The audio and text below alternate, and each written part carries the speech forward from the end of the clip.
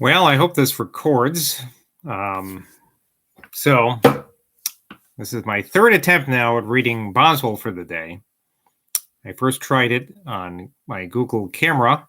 I read for 21 minutes, but I did some update with Chromebook, and now it saves it in some new file, and it didn't save.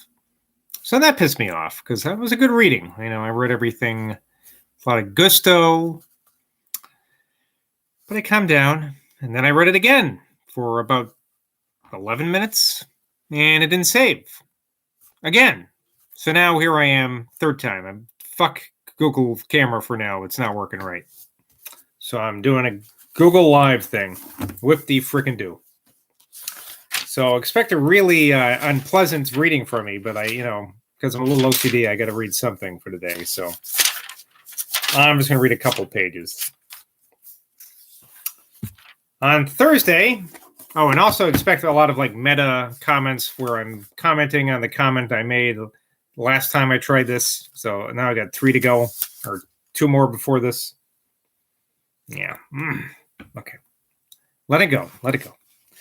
On Thursday, April 11th, I dined with Johnson at General Paoli's, in whose house I now resided, and where I had ever afterwards the honor of being entertained, with the kindest attention as his constant guest, while I was in London, till I had a house of my own there. And then the last 2 times I mentioned at this point that I wonder if Boswell is moving to London, or if it's just a pied-à-terre he's getting in London. I don't know. I mentioned my having that morning introduced to Mr. Garrick, Count Nini, a Flemish nobleman of great rank and fortune, to whom Garrick talked of Abel Drugger as a small part, and related with pleasant vanity that a Frenchman who had seen him in one of his low characters exclaimed, and French here, "Comment, je ne le crois pas. Ce n'est pas Monsieur Garrick, c'est grand homme."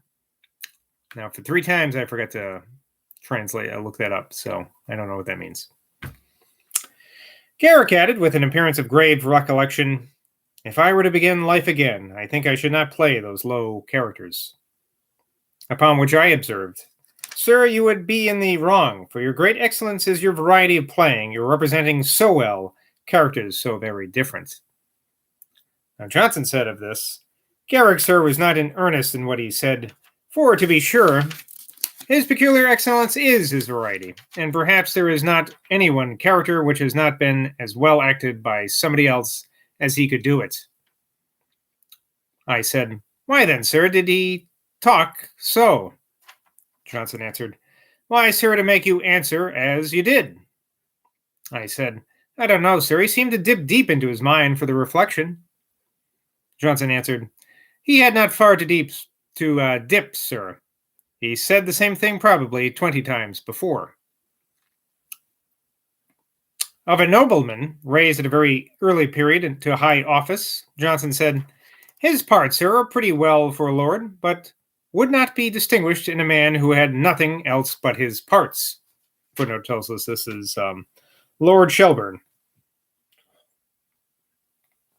A journey to Italy was still in Johnson's thoughts.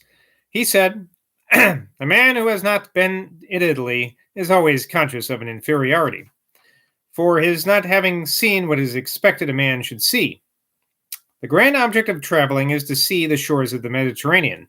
On those shores were the 4 great empires of the world, the Assyrian, the Persian, the Grecian, and the Roman.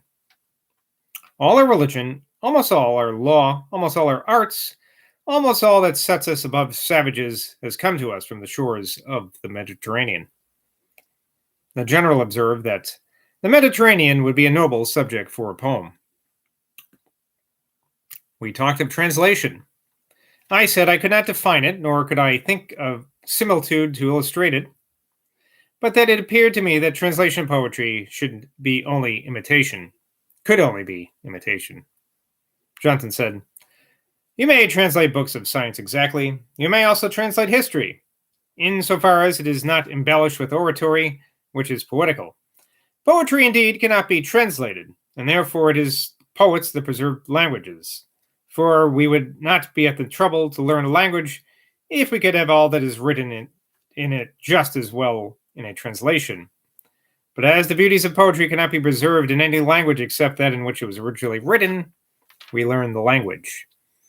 And here, 2 times before when I read this, I mentioned that just when I'm ready to give up on Johnson, he has a nice bun mot like that, which I think is a nice insight he gave us. Not as fresh the 3rd time reading. Oh, and then at this point it says a gentleman, and there's a footnote that tells us this gentleman is Paoli, as if it's a big secret. Since there's only 3 people at this table, it's got to be either Boswell, Johnson, or Paoli, right? So anyway, a gentleman maintained that the art of printing had hurt real learning by decimating idle writing.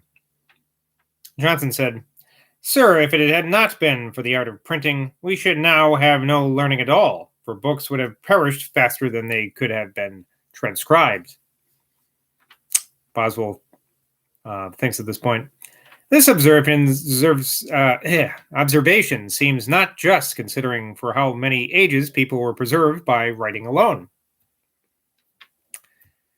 The same gentleman, this is Paoli, maintained that a general diffusion of knowledge among a people was a disadvantage, for it made the vulgar rise above their humble sphere. Johnson said, "Sir, while knowledge is a distinction, those who are possessed of it will naturally rise above those who are not. Merely to read and write was a distinction at first, but we see when reading and writing has become general, the common people keep their stations.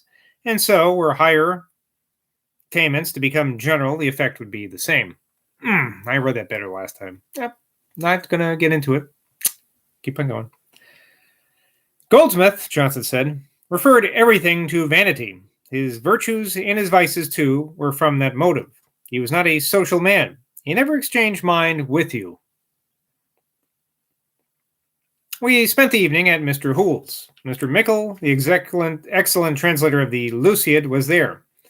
I have preserved little of the conversation of this evening. Dr. Johnson said, Thompson had a true poetical genius, the power of viewing everything in a poetical light. His fault in such a cloud of words sometimes that the sense can hardly peep through.